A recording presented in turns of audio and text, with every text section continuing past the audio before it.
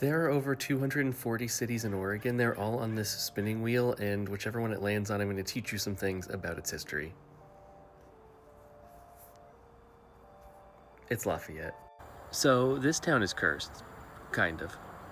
As the legend has it, in the 1800s, a woman was hanged for witchcraft, and when the trap door fell, she yelled out a curse that Lafayette, Oregon would burn down thrice.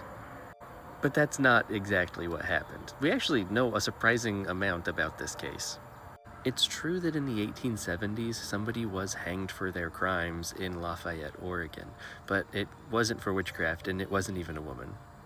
A man named Richard Marple was accused of and found guilty of murdering one of his fellow townspeople with an axe.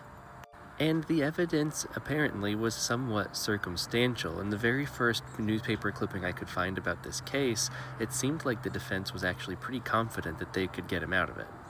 Now, the urban legend comes from people saying that as he was struggling at the gallows, his mother yelled out a curse that her son was innocent and that for the crime of murdering her son, the city of Lafayette would thrice burn to the ground. And since then, it has twice burned to the ground.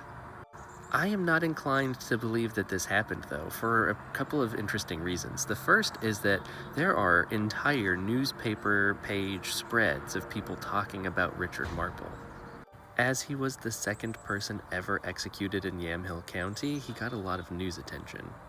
So much so that we can pretty much read all of his final words, at least as they were documented by a reporter, all the way up to and after his execution. Richard Marple was fighting for his innocence even at the gallows and claimed that the state was murdering him for a crime he didn't commit. But his mother wasn't even there, so I don't really feel like we can give any credence to the urban legend. According to the journalists, the only family member in attendance was his father, who didn't say much.